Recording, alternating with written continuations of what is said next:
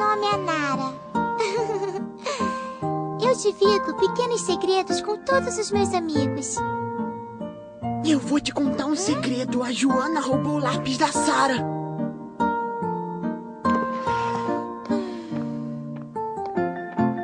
Eu quero te contar um segredo.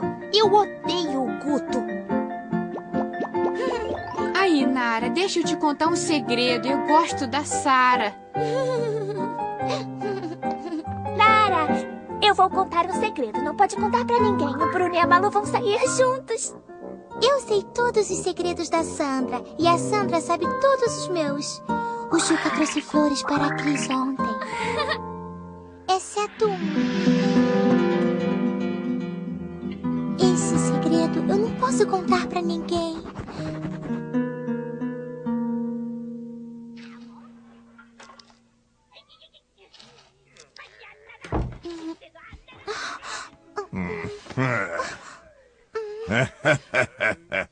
Esse segredo é entre mim e ele. Nós sempre assistimos televisão juntos.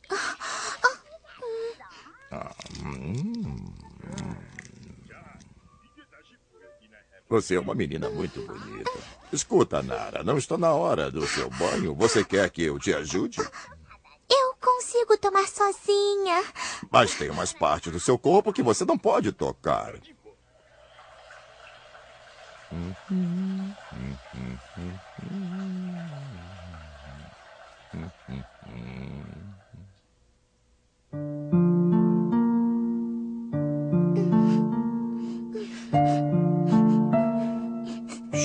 Você não pode contar o que fizemos pra ninguém. Se você contar, vai se meter em encrenca.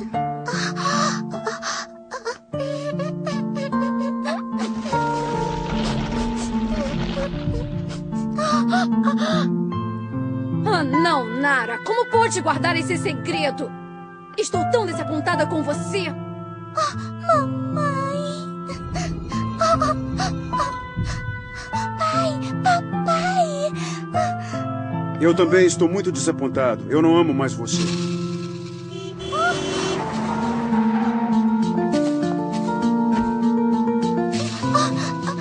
Adeus para sempre, Nara. Mamãe, papai. Deixa eu ir com vocês. Mamãe, papai.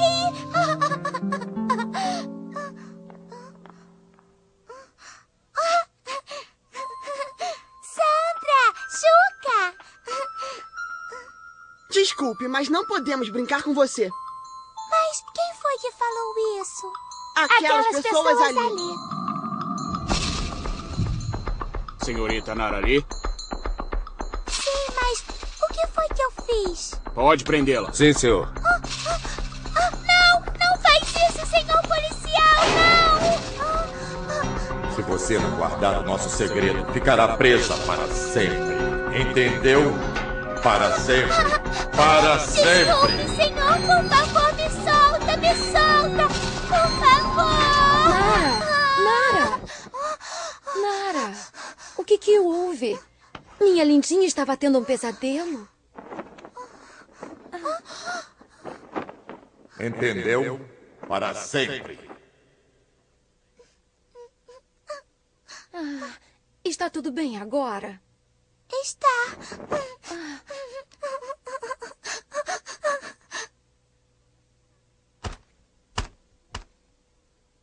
Turma, hoje eu vou devolver as provas de vocês corrigidas. Droga!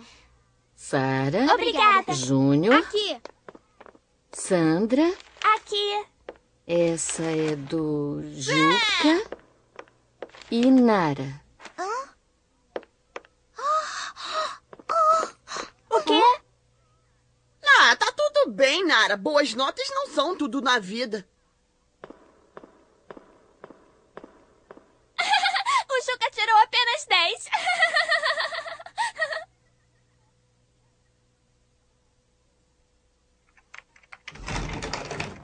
Oi, Nara. Posso fazer alguma coisa para ajudar você? Eu tô com dor de cabeça. Tadinha.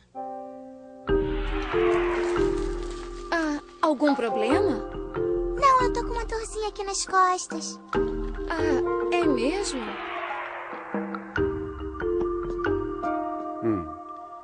Nara, querida, sua mãe me contou que você anda reclamando. Qual é o problema? É que eu briguei com os meus amigos. Tadinha, pobre Nara, está está com muita dor de cabeça. Ah.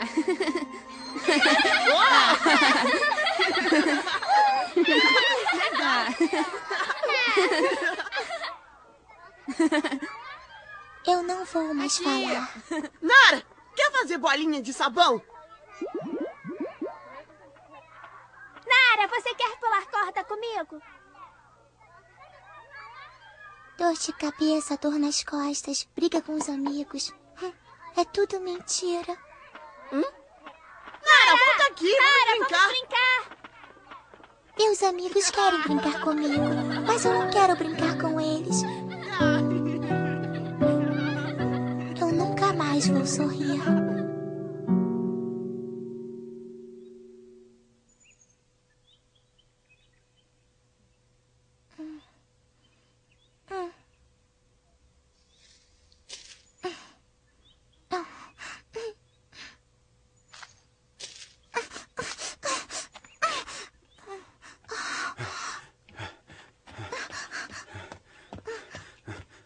Nara, por que está escondida aí atrás? Você está bem? É claro, eu estou bem, papai. Mesmo? Então vejo você em casa, hein? Tá bom, papai, eu vejo você em casa.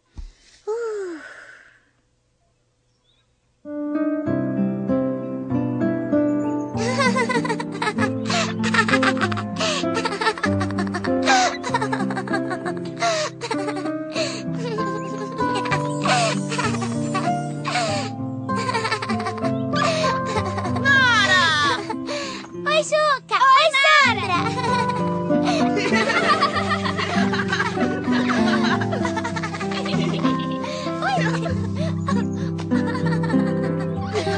Oi, borboleta!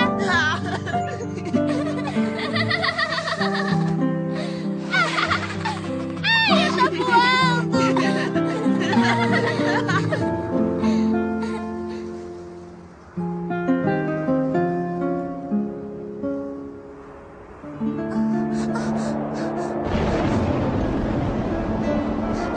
Sandra!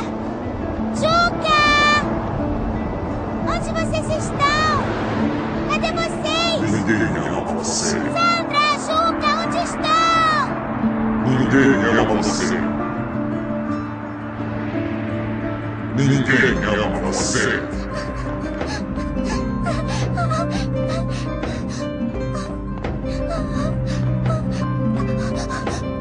Ninguém me ama.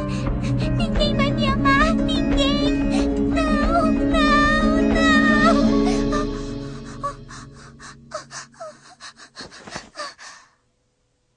Foi só um sonho.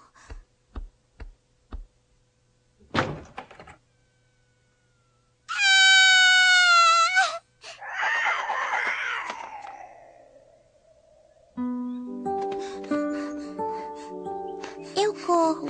Corro pra esquecer meu segredo.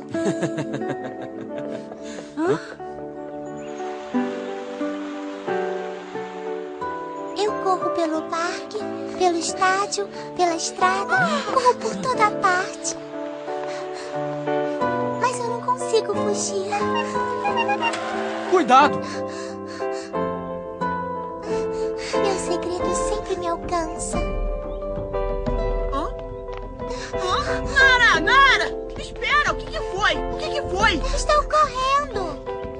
E por que tá correndo sozinha? Deixa eu correr com você, eu também preciso malhar. Qual é, Nara? Peraí.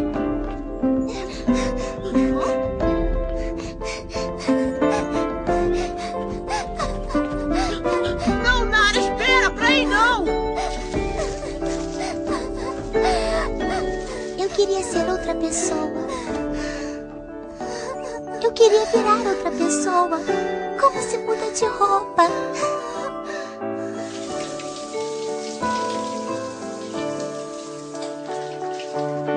Eu queria que existisse um sabão que pudesse lavar dentro do meu corpo.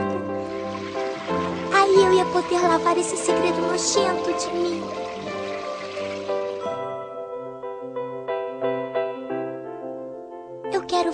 a ser eu. Eu quero sorrir, eu quero ser feliz. Eu quero ser a pessoa que eu costumava ser.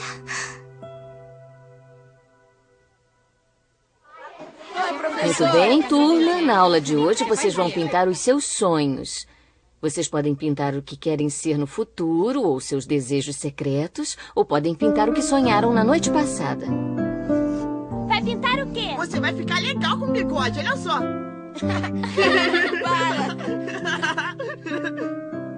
Ué, cadê meu giz azul? Eu peguei emprestado, mas devolvo rapidinho. Devolve agora, devolve agora. Vem pegar. Me dá.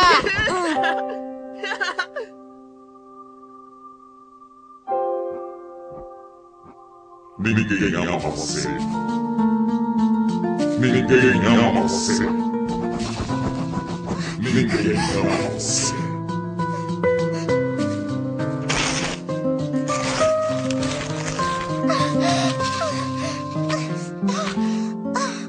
Vai lá, Nara, vai! Nara! Sentem-se todos e tentem se acalmar, por favor.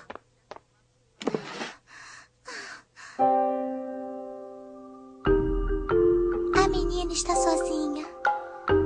A menina grita. Mas ninguém a ouve. Por isso é só um desenho.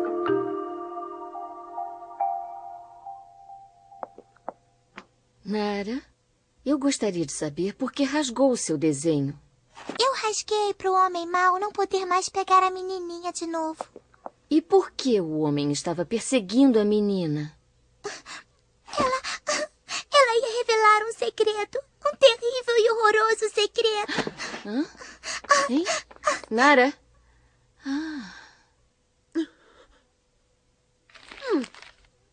Tava ficando muito bom.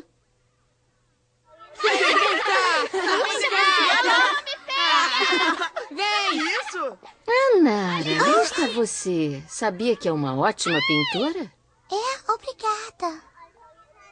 Eu gostaria muito de ver outros desenhos seus. O quê? Os seus outros desenhos. Será que pode me mostrar?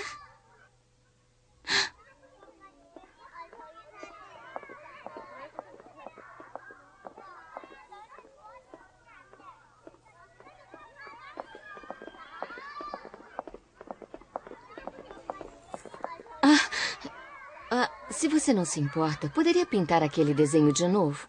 É um dos desenhos mais incríveis que eu já vi.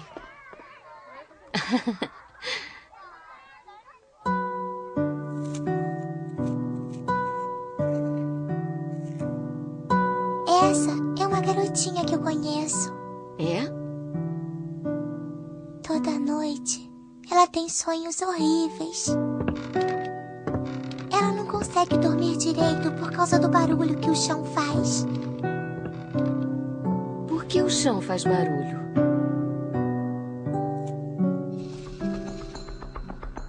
A garotinha tem medo desse homem?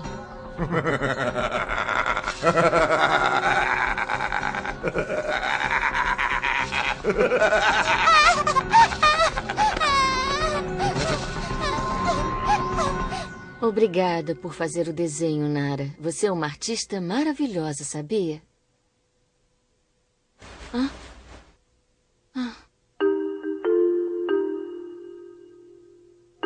Esse é um homem que vive lá em cima. E essa história é sobre uma mãe e um pai que são muito amigos desse homem. Ele caminha de noite em volta da casa. Ele caminha em direção ao quarto da garota. A garotinha está tremendo. Ela está assustada e se contorce toda. Me conte o que acontece com a garotinha, Nara. Ela tenta se esconder embaixo da cama. Ela tapa os ouvidos com as mãos, mas ela ainda consegue sentir o cheiro dele, um cheiro ruim que faz ela ficar enjoada. Tudo bem, não tenha medo, Nara. Continue contando a sua história, por favor.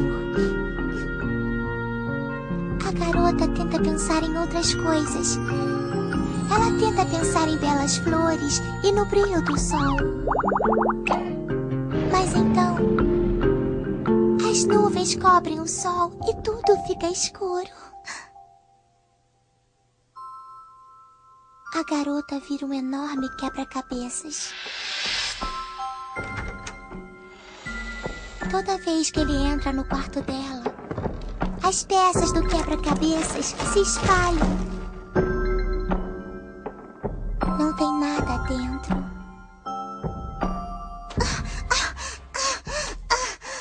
Esse é o fim da história, professora. Eu vou embora agora. Nara?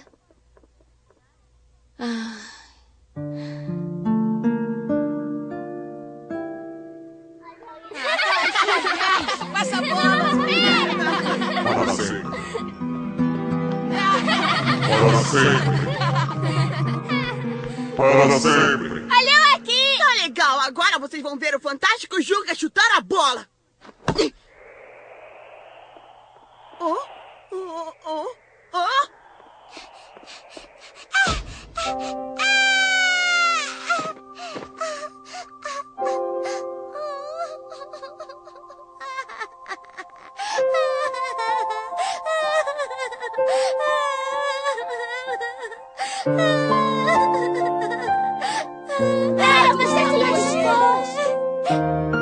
Nara, você ganhou um galo. Onde? Você está bem?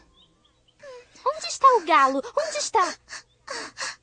Você ganhou um galo na cabeça porque levou uma bolada, mas vai ficar tudo bem. Nara, você está bem?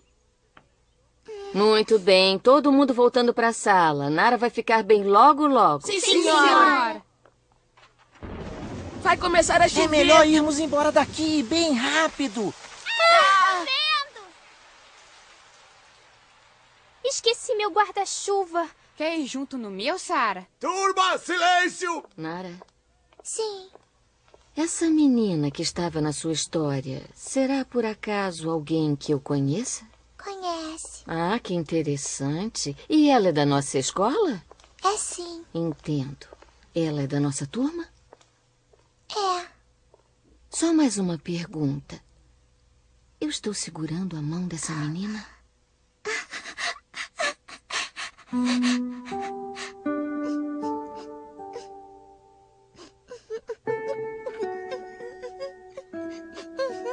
Está.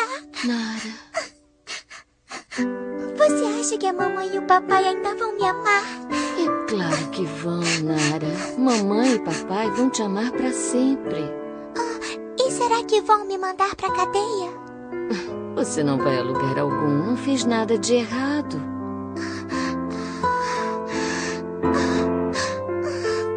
Não é sua culpa, Nara. Pobre Nara. Deve ter sido tão difícil para você. Não é culpa minha, não é. Não é. Não é, não.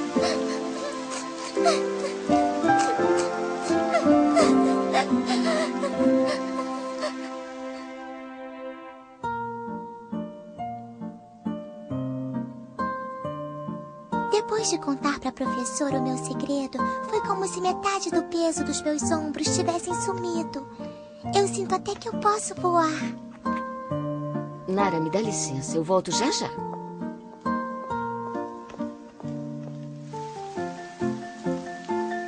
Eu vou contar o meu segredo para a mamãe e para o papai também. Eles me amam e vão ficar do meu lado para sempre. Então o peso dos ombros vai ficar ainda menor, talvez tão leve quanto uma borboleta. Nara, Juca! me desculpa, Nara. Fui eu que chutei a bola. Sua cabeça ainda tá doendo? Ah, eu estou bem agora. Sério? Puxa. Legal. Uhum. Ah, não se preocupe, não foi sua culpa. E a chuva parou. Tem razão. Toma. Obrigada.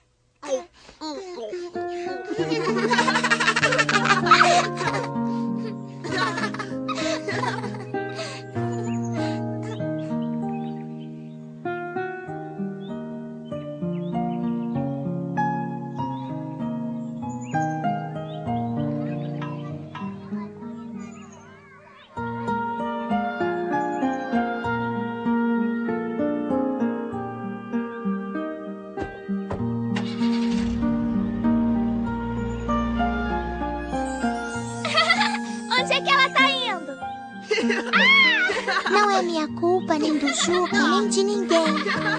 Algumas coisas não podem ficar em segredo. A borboleta pousou na cabeça da Nara. Olha,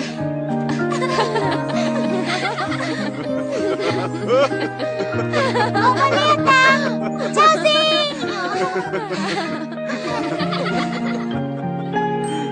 Sandra, Juca! Mamãe e papai!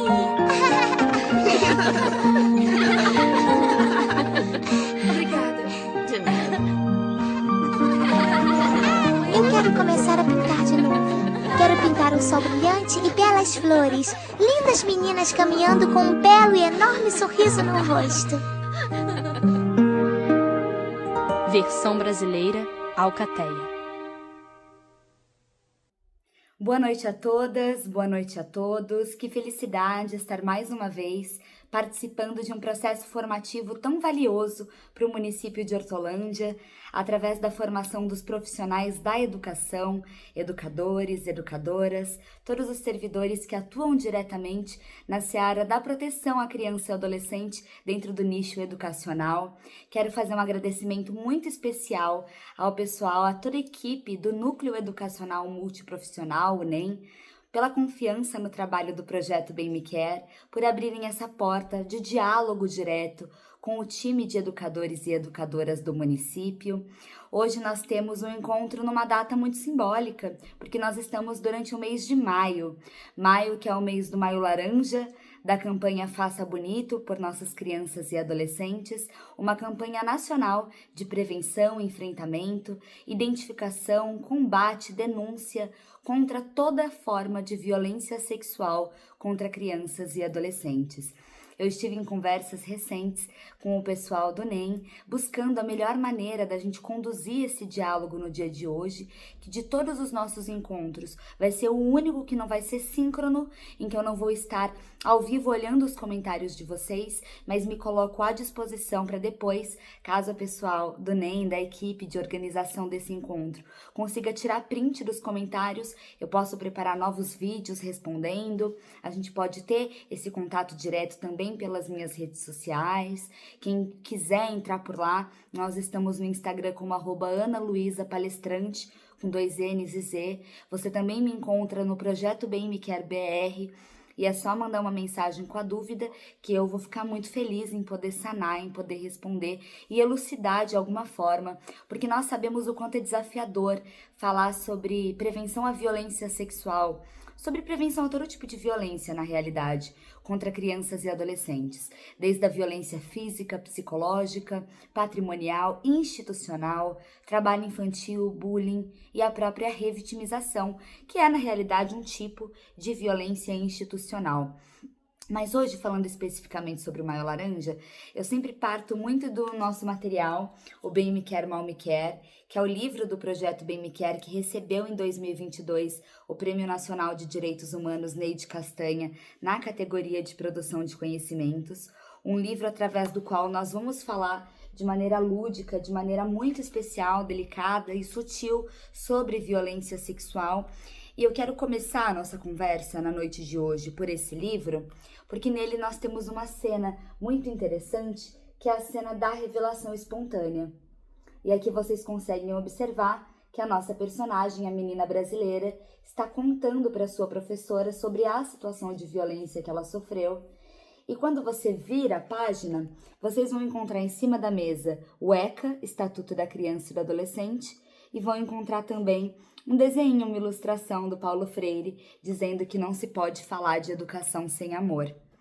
E eu começo por aqui, porque nós sabemos que a escola é um gargalo privilegiado da rede de proteção.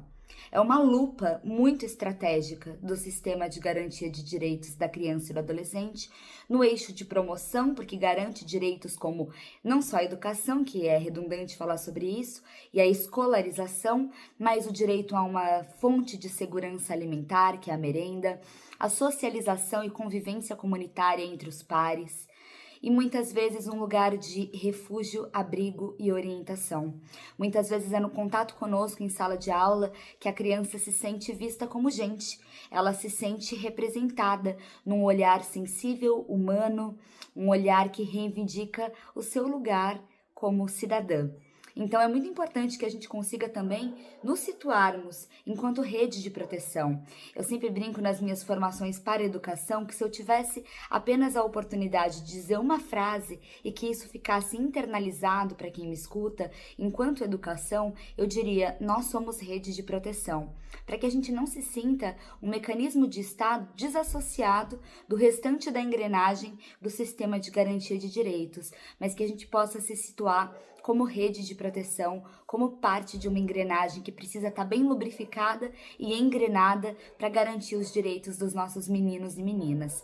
Então eu começo por essa ilustração do livro Bem Me Quer, Mal Me Quer, porque ele simboliza tudo aquilo que nós trabalhamos na nossa jornada formativa relativo ao protocolo dos direitos dos meninos e meninas, né? No protocolo de atenção à vítima e testemunha de violência na rede educacional de Hortolândia, que foram vários encontros no ano passado, mas falo também sobre a nossa necessidade de educar o nosso olhar para perceber manifestações e sintomas da violência sem misturar isso com as nossas vivências.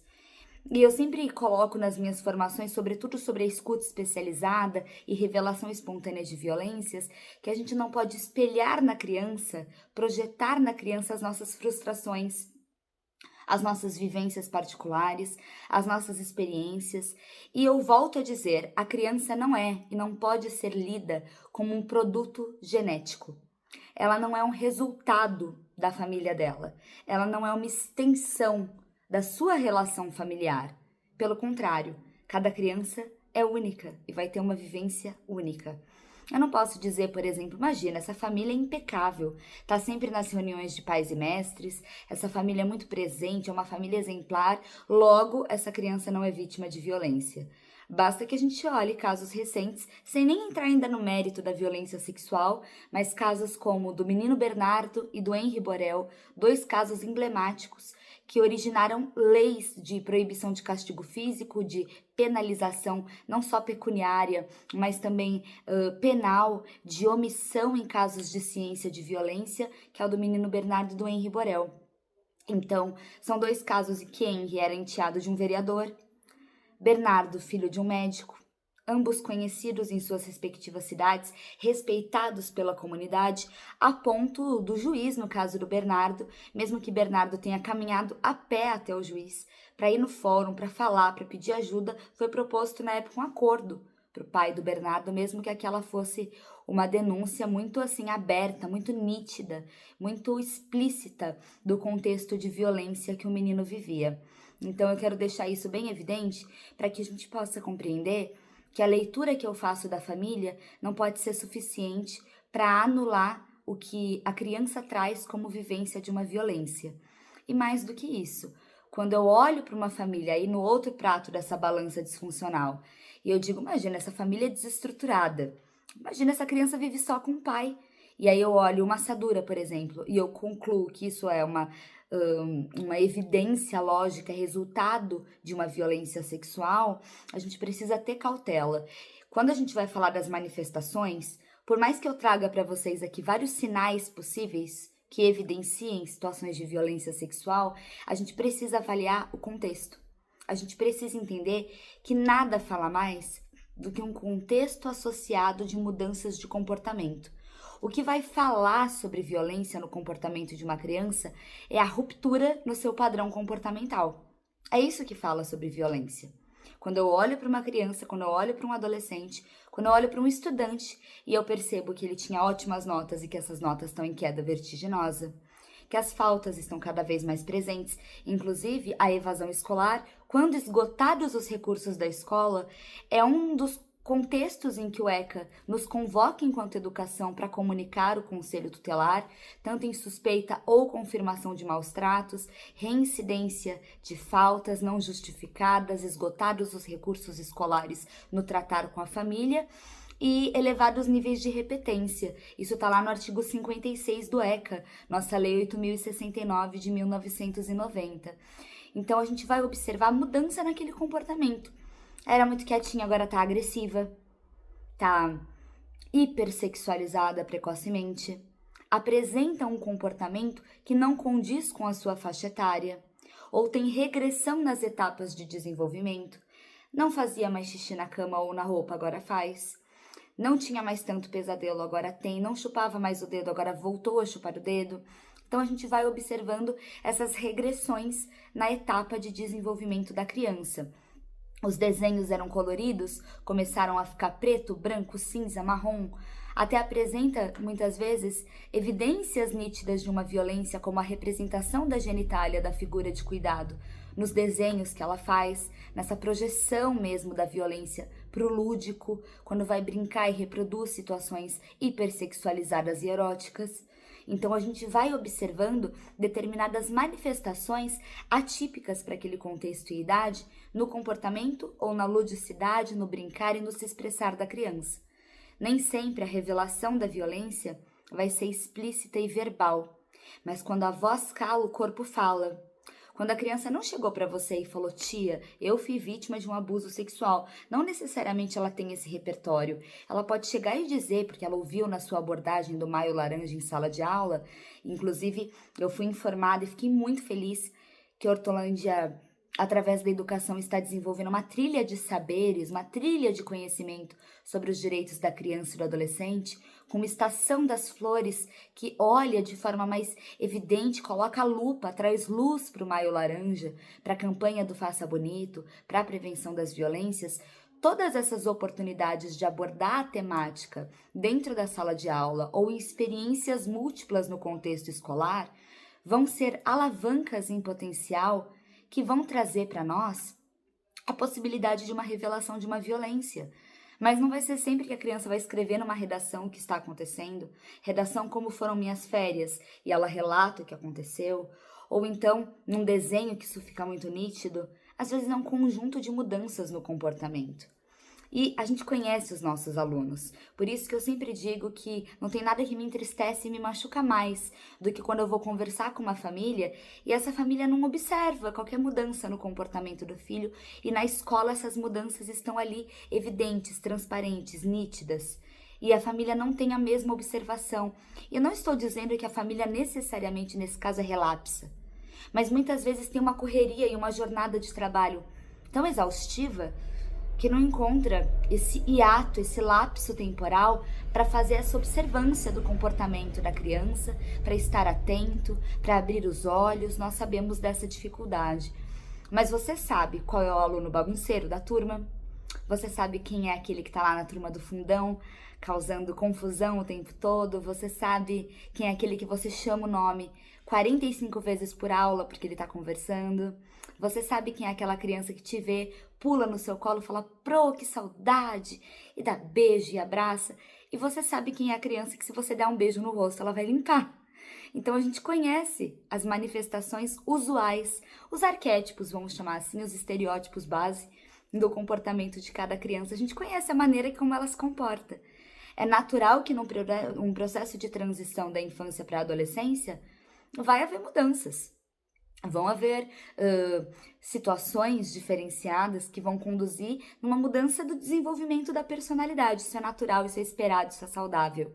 Mas uma mudança brusca, uma mudança abrupta, chama e deve chamar a nossa atenção. Então, tanto esse processo de hipersexualização, até de reprodução de situações de violência sexual com colegas, que é o que nós vamos chamar na literatura acadêmica de jogos sexuais agressivos ou jogos sexuais transtornados, que é quando a criança reproduz uma dinâmica muito sexualizada no contato com seus pares. Então, isso precisa estar muito nítido para nós. E a partir do momento que eu observo essa mudança de comportamento, saber acolher, saber conversar, não levar com repreensão imediata. Você não era assim? O que está acontecendo, menino? Não. Mas acolher e falar, meu amor, eu observei que você tem estado diferente. Queria dizer que independentemente do que estiver acontecendo, você tem com quem contar. Você não está sozinho. E, mais uma vez, não reduzir a experiência dessa criança, desse estudante, ao que eu tenho como premissa sobre a família dela. Porque isso é nada mais, nada menos do que preconceito. na origem etimológica básica da palavra, que é assumir previamente um conceito sobre aquilo que eu não tenho propriedade para dizer.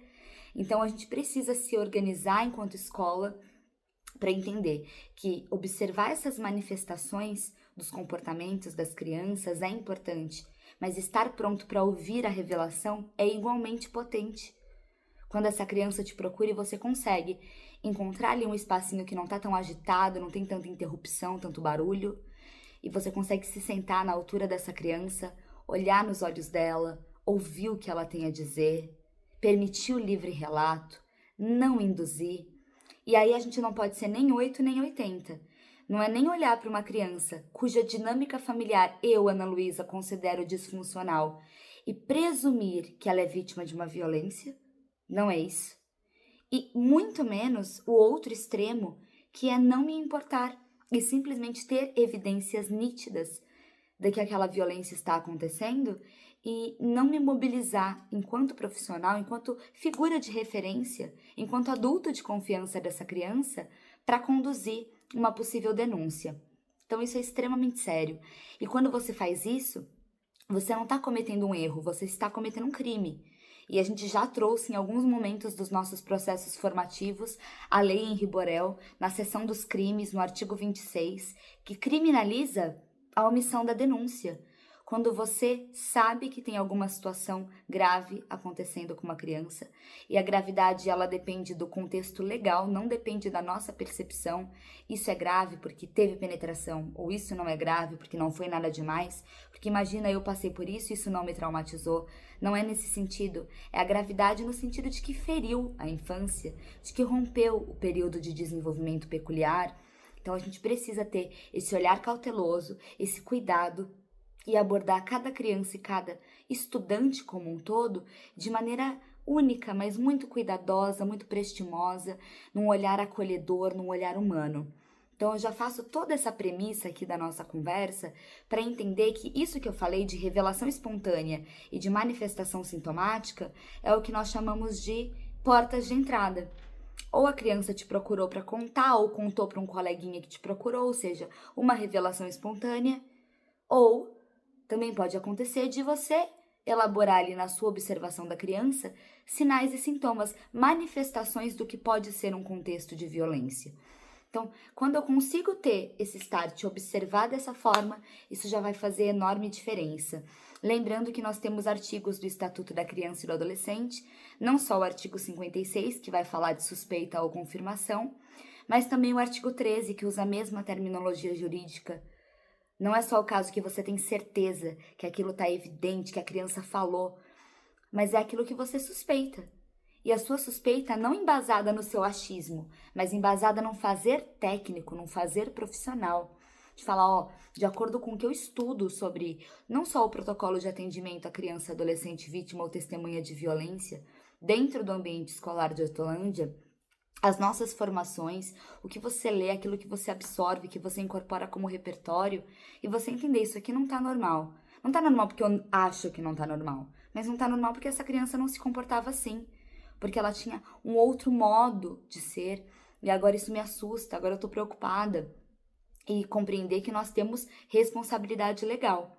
Ah, mas eu me sinto exposta, mas eu me sinto desamparada. Hoje, você pode identificar, no momento de você levar a ficha, essa ficha vai para o Núcleo Educacional Multiprofissional, para o NEM, que vai fazer essa mediação.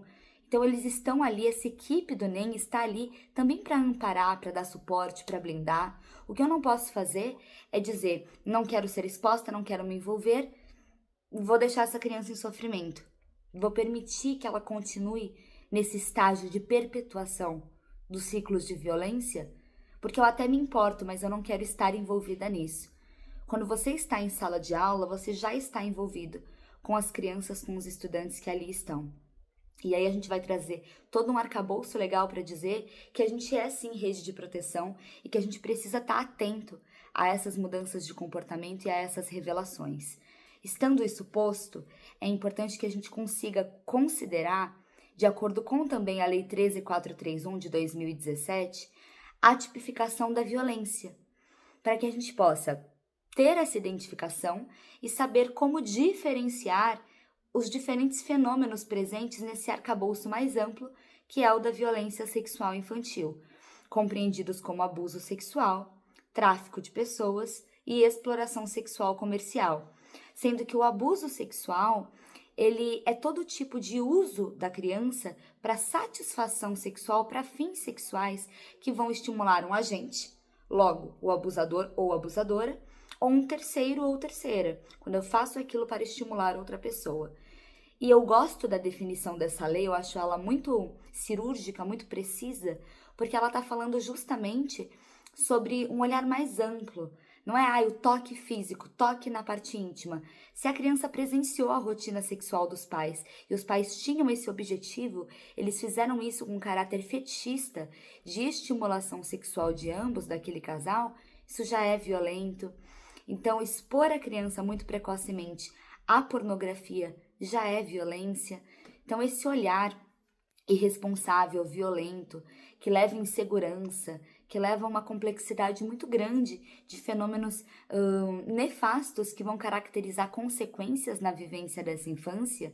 E é como o Betinho Herbert de Souza, né, que lutou tanto pelo fim da fome no Brasil, ele dizia que se eu não vejo na criança uma criança, é porque alguém já a violentou antes, e o que eu estou vendo é o que restou de tudo que lhe foi tirado.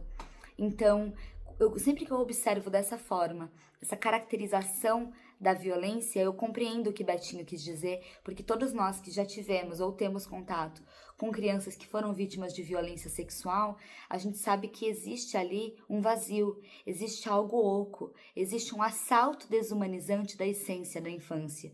E isso está muito bem colocado na definição da Lei 13.431 para o abuso sexual, que é justamente essa violência que se faz não necessariamente pela via da agressividade, mas também da sedução, do aliciamento, da oferta daquele amparo, daquele apoio, daquela atenção adulta disfarçada de carinho, quando na verdade se trata de um abuso.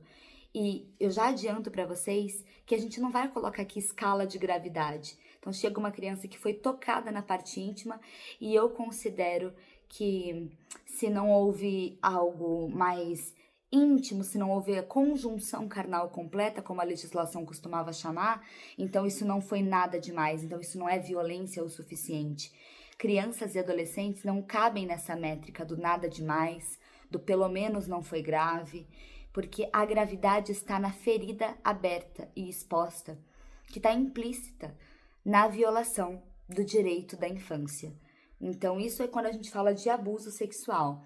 Agora, quando a gente vai falar de exploração sexual comercial, já muda um pouco de figura, porque nós estamos falando da exploração, ou seja, aquilo que se costumava chamar de prostituição infantil. A gente não usa mais essa terminologia, porque nós sabemos que criança nenhuma se prostitui, mas é explorada sexualmente, às vezes em troca de um prato de comida, de uma carona de volta para casa, de uma quantidade ínfima de dinheiro, de um brinquedo, de créditos num jogo virtual, de uma promessa, de uma cesta básica para casa, de um botijão de gás. Então, nós estamos falando de ofertas pela ferida da dignidade sexual da criança. É como se a dignidade sexual dela estivesse em jogo. Então, isso é profundamente sério, desagradável e violento. E aí, a gente está falando de exploração sexual. E, por fim, falar de tráfico de pessoas é falar da mesma forma que a gente vai trazer da exploração sexual, com a diferença de que nele há recrutamento, transporte, alojamento, acolhimento. Ou seja, você tira a criança do seu lugar de origem e você vai muitas vezes alojar num espaço pensado para a prática da exploração sexual, que muitas vezes coabita com lugares de prostituição adulta. E para isso, uso de força, ameaça, coação, rapto, fraude, engano e principalmente aproveitamento da situação de vulnerabilidade. Porque nós sabemos o que é a realidade de uma criança que, porque você está oferecendo um pacote de bolacha recheada, ela já se vislumbra com aquele contexto e nós sabemos que isso deriva com certeza dos contextos de vulnerabilidade aproveitados nas circunstâncias de violência, principalmente no que diz respeito da exploração sexual e do tráfico de pessoas.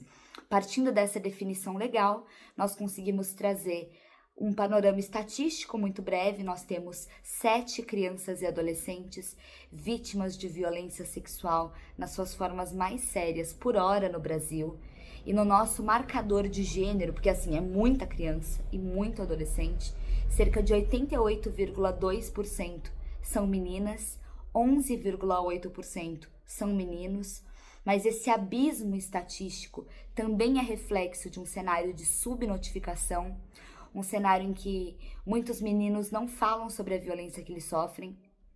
Quando eles contam é antes dos 11 anos de idade, que é quando eles ainda têm uma abertura com menor interferência de um olhar preconceituoso, machista, heteronormativo, e ele vai conseguir se abrir melhor para falar sobre circunstâncias de violência que ele tenha sofrido. Porque se ele é abusado sexualmente por uma mulher, muitas vezes ele é convencido de que ele deu sorte, de que ele foi iniciado sexualmente, de que ele virou homem mais cedo. E quando ele é abusado sexualmente por um homem mais velho, aí ele é ridicularizado, tratado de forma vexatória, constrangedora, humilhante, preconceituosa, como se ele tivesse escolhido, como se fosse algo que fosse oriundo do prazer dele. E assim, a gente vai falar aqui de uma subnotificação muito grande, e subnotificação nada mais é do que o fenômeno dos casos que estão na realidade, mas que não se retratam nos dados, porque não foi notificado, porque não foi denunciado. E se a gente fizesse desse momento aqui um encontro terapêutico, nós iríamos descobrir que muitos e muitas, principalmente de vocês que estão assistindo, passaram por situações de violência sexual nas suas infâncias e adolescências e talvez nunca tenham contado sobre isso para ninguém, ou provavelmente tenham se aberto sobre isso apenas na idade adulta. Ou ainda tenham falado sobre isso nas suas infâncias, mas não tenham recebido acolhimento na sua família, não tenham recebido cuidado, amparo e a possibilidade disso se tornar uma questão presente no quesito da justiça, da denúncia, da esfera policial, da esfera judiciária. E não é porque os nossos casos, e digo me incluindo nisso propositalmente, não foram denunciados, não se tornaram matéria de lei, que as nossas vivências são menos traumáticas, menos graves, severas ou violentas. Elas são igualmente nocivas, igualmente prejudiciais à vivência de uma infância plena e livre de violência. A diferença é que isso não está refletido nos dados. Inclusive, a Organização Mundial da Saúde, a OMS, nos orienta que toda estatística de violência não só sexual contra crianças e adolescentes deveria ser multiplicada por 20. E esse dado nos alarma, mas ela quer dizer que quando a gente multiplica, por exemplo, 7 crianças e adolescentes por hora por 20, a gente tem um número ali de 140 crianças por hora, e aí a gente saberia que dessas, só 7 conseguiram chegar às vias da denúncia e 133 passaram por alguma via que as levou ao silenciamento e a não procura por uma justiça capaz não só de responsabilizar e penalizar o agressor, o que é extremamente importante, mas também de políticas públicas de assistência à vítima, de justiça social, atendimento médico e psicológico. Nós sabemos que uma criança que passa por uma situação de violência sexual, ela precisa não só do amparo psicológico que se evidencia nessas situações como uma necessidade, mais do que isso, como uma urgência, mas ela também precisa ter acesso a todas as profilaxias referentes a ISTs, infecções sexualmente transmissíveis, a possibilidade de uma gestação decorrente dessa violência sexual. Então, tudo isso precisa ser olhado nas primeiras 72 horas, que é o que a gente vai chamar de tempo ouro. As primeiras 72 horas da criança e do adolescente vítima de violência sexual pós a ocorrência da violência, do estupro, do que quer que seja enquadrado nesse fenômeno de violência sexual, é o que nós chamamos de tempo ouro para algumas ações emergenciais e, a priori, ali como uma prioridade máxima da rede de proteção. E aí, quando a gente vai se olhar qual é o nosso papel como escola, não é um papel nem 8 nem 80. É um papel da razoabilidade, do olhar pautado nas técnicas legais, de tudo que a gente vem conversando nesse processo formativo, de não duvidar da criança. Eu digo que são sempre muitos nãos, porque tem muito jeito de fazer a coisa errada e só tem um jeito de fazer a coisa certa. Então, não duvidar daquela criança quando o relato dela é crível, é factível, é adequado. A gente sabe que a criança lutou muito para conseguir chegar até você. Não é que caiu a ficha dela de que está acontecendo uma violência e ela foi te contar. Ela tem medo. Ela tem medo de que a culpa fique com ela. Ela tem medo de que ela apanhe, que ela fique de castigo, que as pessoas não acreditem nela, que digam que ela está mentindo. Ela tem medo de tudo isso. E mesmo assim, ela conseguiu escolher você como adulto de confiança.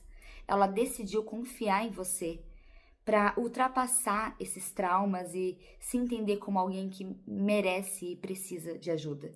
E aí ela te procura, ela vai falar sobre o que aconteceu, ela pede amparo, ela pede ajuda, ela encontra em você alguém que ela considera como adulto de confiança. E o nosso papel não é descredibilizar, não é dizer que você tem certeza? Ai, mas o seu pai é tão brincalhão, ele estava aqui na reunião de pais, você tem certeza que você não está vendo maldade onde não tem? Às vezes ele estava brincando, às vezes era um carinho. E não. Então, quando a gente consegue observar dessa forma, quando a gente abre os nossos olhos para enxergar alguns sinais e se coloca à disposição também, porque muitas vezes, como uma tentativa de manter a disciplina em sala de aula, a gente faz com que as crianças tenham medo de nós, né? Só que se eu tenho medo de você, como é que eu vou te procurar para contar que alguma coisa nesse sentido aconteceu? Autoridade não é autoritarismo. Fazer com que essa criança tenha um espaço aberto para te procurar, que ela olhe para você e fala, eu posso confiar nela, eu posso buscar ajuda, ela vai saber o que fazer, é também um reflexo da nossa postura, do nosso olhar, do nosso cuidado. Então isso é de absoluta relevância. E quando a gente vai tratar das metodologias em sala de aula, a gente tem falado de muitas formas de trabalhar a prevenção, e a prevenção é absolutamente importante, e a gente vai percorrer uma trilha desde o direito de dizer não, até a identificação das partes íntimas no corpo, sem ter medo de falar sobre partes íntimas, porque a criança precisa saber que o corpo dela é sagrado e que tem lugares no corpo dela que são mais vulneráveis, que precisam de mais proteção e que ela tem o direito de dizer não e que se esse não for desrespeitado, ela pode e deve buscar um adulto da sua confiança. Então isso é de fundamental importância, é uma urgência. E a diferenciação, tem até uma ilustração do livro que eu abro para as crianças, que ela vai mostrar para nós qual que é a diferença de um toque que abraça, que cuida, que afaga, e um toque que ameaça, que abusa, que constrange, que faz com que elas se sintam mal. Então, a gente conseguir trazer essa diferenciação de forma nítida e pontuar para cada criança e para cada adolescente que existem adultos de confiança para quem elas podem denunciar esse tipo de situação, pedir ajuda e não se sentirem sozinhas. Então, a gente sempre aborda dessa forma, a gente pontua a necessidade, a relevância e a urgência de que as crianças se tornem capazes de entender muito mais do que, não pode tocar na minha parte íntima, porque a gente sabe que se o agressor quiser provocar algum tipo de violência sem encostar na parte íntima da criança, se ele expuser o corpo dele, ele pode estar a 2 metros de distância, isso já é violento. Então, a gente tem que trabalhar com as crianças com aquele lema que foi proposto em 2018 pelo Instituto Maristas, na campanha Defenda-se, que é, se um carinho é legal, ele não precisa ser escondido. Então, todo toque que faz bem, que ajuda, que protege, que zela, não é um segredo.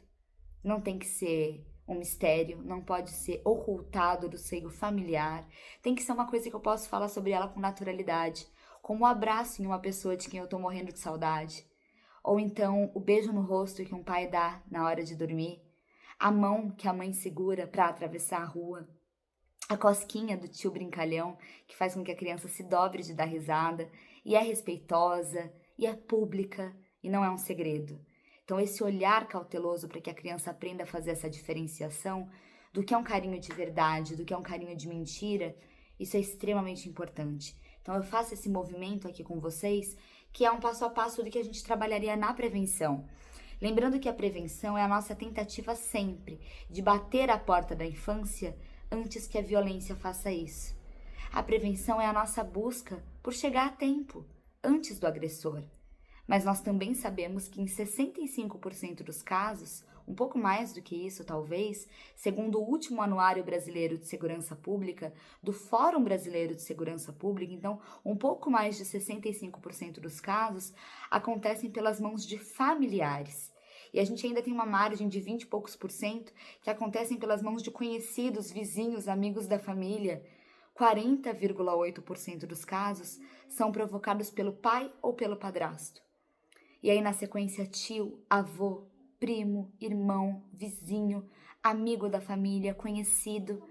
Só depois é que a gente vai entrar na base do que é desconhecido. E por isso é perigoso, porque o bicho-papão, o homem do saco, é o pipoqueiro que está na praça fazendo pipoca doce, vai oferecer a pipoca doce para a criança, essa pipoca vai estar envenenada e ela vai ser raptada. Então a gente tem muito essa fantasia do desconhecido, muito encurtida no nosso imaginário como comunidade, como sociedade. É claro que continua sendo importante que as crianças não falem com estranhos, que as crianças não aceitem doce ou carona ou qualquer coisa de um desconhecido no meio da rua, mas as crianças estão tão bem preparadas sobre isso porque essa orientação já vem de casa, porque é um lugar muito confortável para quem está em casa. Atribuir o perigo ao desconhecido, dizer que não pode porque você não conhece fulano. Mas quando eu levo o meu filho para uma festa de aniversário na casa do priminho, como é que eu vou orientar ele a ter cuidado com os tios, com os avós, com os familiares, com os amigos que vão estar por lá? Então, não precisa ser uma orientação que se dirija contra um potencial ofensor, mas é uma orientação de proteção àquele corpo, independentemente de quem seja, porque o corpo da criança só pertence a ela, a mais ninguém. O corpo da criança é dela e deve ser respeitado da forma única, peculiar e linda que é. E o direito de buscar ajuda caso se sinta desrespeitado e de contar sem achar que alguém vai ficar bravo ou vai ficar decepcionado. E às vezes esse espaço a criança só vai encontrar dentro da escola.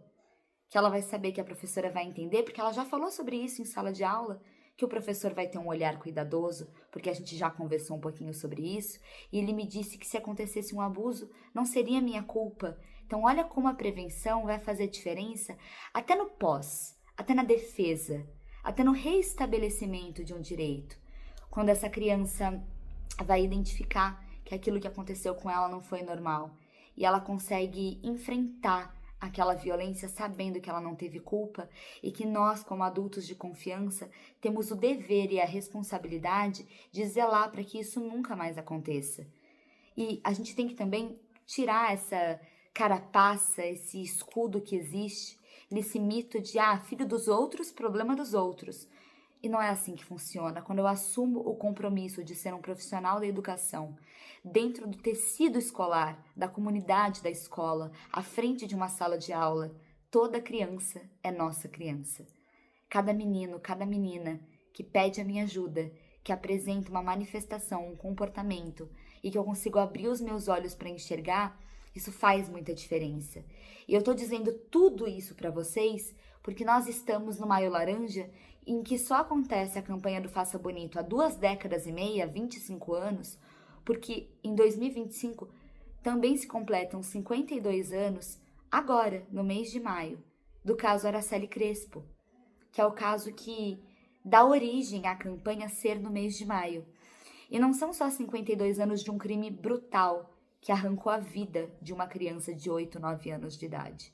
Nós estamos falando de 52 anos de plena impunidade, de ausência de qualquer mecanismo de controle, de denúncia, de responsabilização penal. E uma família destroçada, porque os Dante Michelini, família muito conhecida no Espírito Santo na época, pelas festas que eles davam, pelos homens da família, o seu poder socioeconômico e político e social e de influência, eles já violentavam sexualmente inúmeras meninas, mas com Araceli aconteceu de fato o crime da pior maneira possível. E ela foi levada à morte, e eu não quero tratar dessa violência aqui expondo como um dossiê criminal, mas eu quero abrir para vocês o quanto, quando saiu o dossiê, e a sentença, uma sentença que levaria o sequestrador a 5 anos de prisão e os estupradores a 18 anos, como essa sentença foi anulada, dizendo que eles eram homens acima de qualquer suspeita, mesmo que todas as evidências factuais daquele crime apontassem para os Dante Michelini. Então, entender a gravidade de uma violência e valorizar quando uma criança chega até nós pedindo ajuda, mas não simplesmente olhar para ela e tirar as minhas conclusões. Quando a gente chama de revelação espontânea, é porque o nome já diz, a criança vai revelar, seja através do seu comportamento, mas aí de forma evidente, que a gente consiga pautar, que a gente consiga identificar de forma apegada à materialidade técnica de uma observação sensata, mas eu também estou falando da nossa escuta, de sentar e ouvir o que essa criança tem a dizer. E muitas vezes tudo que uma criança vai conseguir dizer na educação infantil é papai, pois, pipito, bumbum, neném, é tudo que ela vai conseguir dizer. E aí a gente juntar essa escuta com uma observação e buscar o apoio dos profissionais. Gente, de tantos municípios que eu acompanho, eu me sinto muito honrada em poder fazer um trabalho junto com o município de Hortolândia, em que existe uma preocupação estrutural, institucional, de criar e abrir portas para que as crianças possam ter amparo de profissionais qualificados. Vejam quantos encontros formativos nós temos feito, quantos momentos a gente tem de qualificação profissional, para que a gente possa chegar num momento como esse e poder contar ainda com o NEM, um núcleo formado por profissionais que estão aí para dar amparo para vocês, para que vocês não fiquem expostos, para que eles possam ser intermediadores da denúncia, para que a escola possa ser unidade identificadora, não unidade identificada à frente do agressor. Então, valorizar essa estrutura que existe em Hortolândia, para que vocês possam, de fato, fazer essa escuta, ter esse olhar atento, ter esse cuidado, e zelar pelos nossos meninos e meninas, entendendo essa como nossa responsabilidade, muito mais do que técnica profissional, mas também humana, e de profissionais que decidiram dedicar sua vida, seu tempo, trabalho e talento à causa. Então, a gente abordou aqui brevemente a conceituação da violência sexual infantil dentro dos fenômenos de abuso, de exploração e de tráfico de pessoas.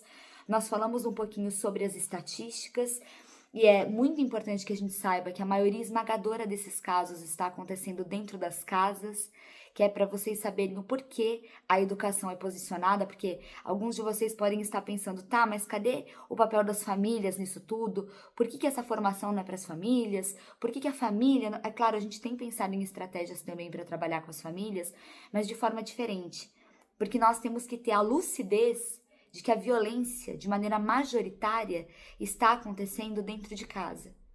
E que não dá para responsabilizar o suposto violador, da maioria dos casos, como aquele que vai conduzir o processo de proteção da criança, porque isso não é conveniente para ele. E porque ele não vai abraçar da forma como profissionais comprometidos como vocês abraçam. Então eu estou falando sobre isso aqui para que a gente consiga identificar o porquê desses...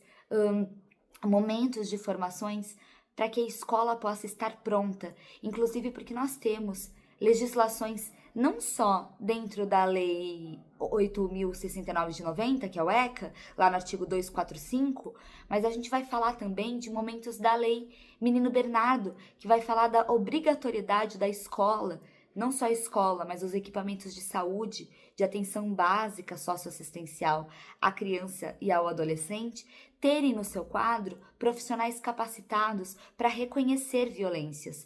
Não é para ninguém ficar paranoico e desconfiado da própria sombra, mas também a gente precisa ter um equilíbrio entre os extremos e não ser omisso e não ser relapso.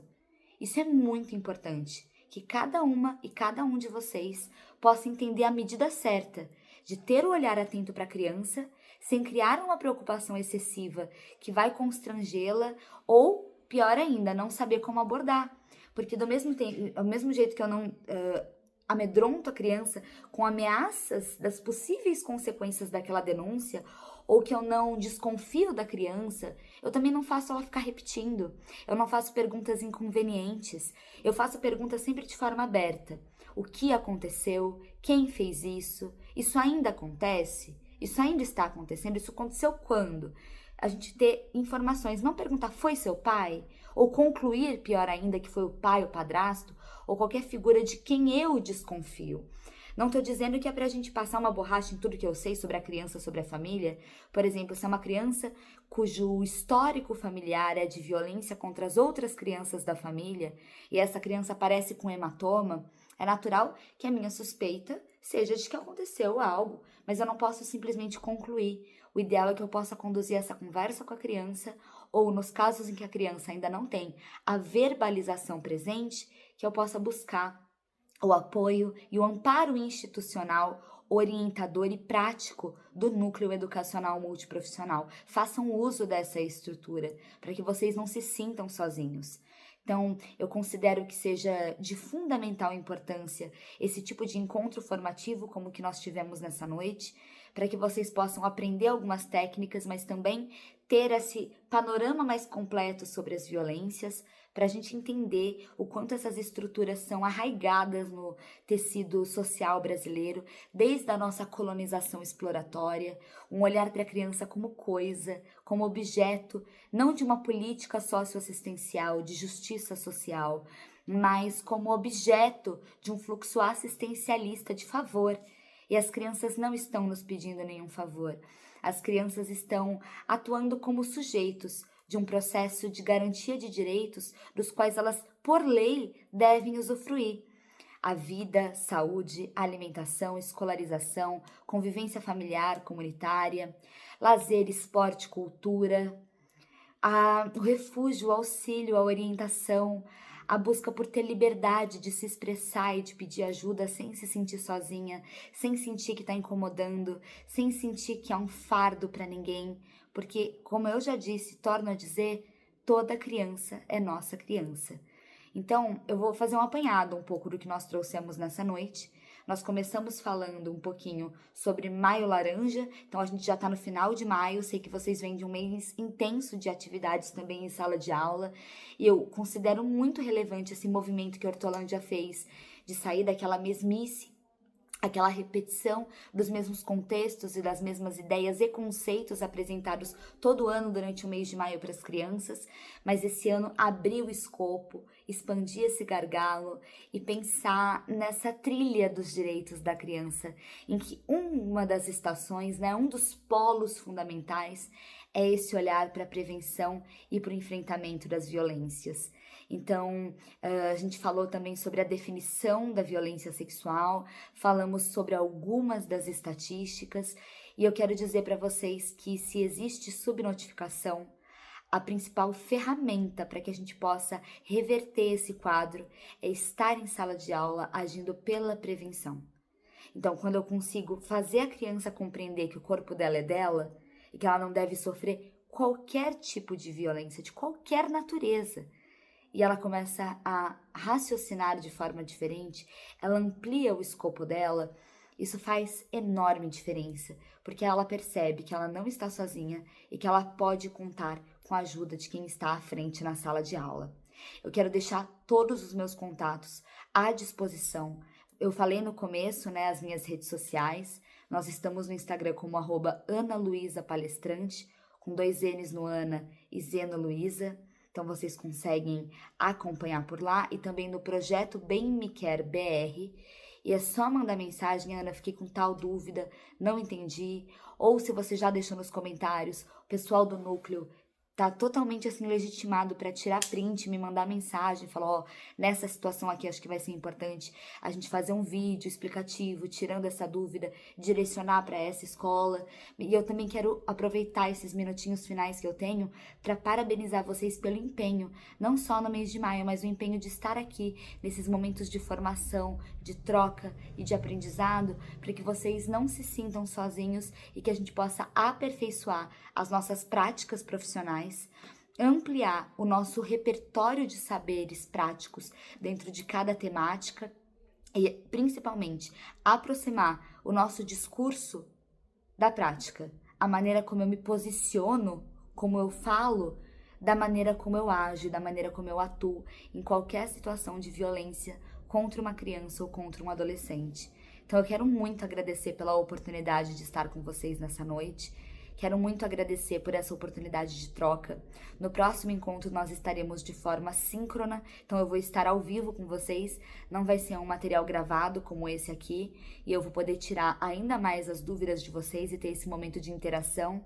Hoje gravando foi uma experiência até interessante porque eu sinto falta de ir falando e lendo os comentários para pegar alguns ganchos, para falar sobre algumas situações que a gente sabe que a criança ou adolescente tem vivências particulares dentro das especificidades de cada município. Então, a gente também compreende as angústias, os medos e, por fim, dizer que eu sei o quanto falar sobre isso aciona as nossas dores pessoais, aciona os nossos traumas das crianças que nós fomos um dia. E eu sempre digo, quando a gente vai falar desse tipo de formação, que através da qualificação nós precisamos aprender a ser, para as crianças de hoje, os adultos de quem nós precisamos quando as crianças éramos nós. E eu vou repetir, a gente precisa aprender a ser para as crianças de hoje, os adultos de quem nós precisamos quando as crianças éramos nós. Para suprir essa lacuna, e através desse movimento de garantia de direitos, eu tenho certeza que nós vamos curar também as nossas próprias feridas. É importante buscar apoio psicológico, suporte, mas a gente não pode, de maneira nenhuma, ser negligente diante de uma situação de potencial violência contra uma criança, contra um estudante, porque aí eu não estaria cometendo um erro, eu não estaria simplesmente sendo omissa, eu estaria cometendo um crime. Independentemente se a minha motivação é querer me blindar de possível represália, eu não compartilhar isso com ninguém que seja uma autoridade competente para intermediar essa denúncia, é um crime. E Maio Laranja tem que ser todo ano, todo dia, porque o violador não escolhe hora nem lugar.